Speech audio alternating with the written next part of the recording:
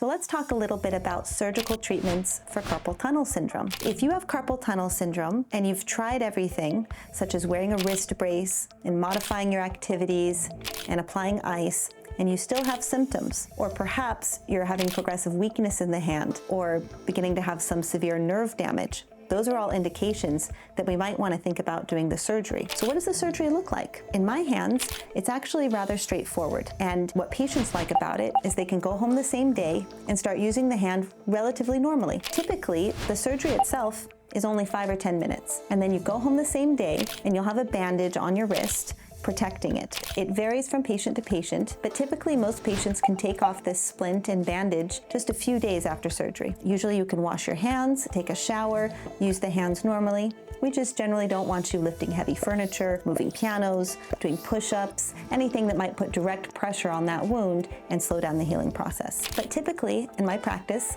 most patients get their stitches out maybe 10 to 14 days after surgery, and I usually only have 1 or 2 visits after surgery to check and see how you're doing. But most of my patients, by 3 or 4 weeks after surgery, are back to doing almost everything. And certainly by 2 months, there's no restrictions, and you can get back to doing the things you enjoy.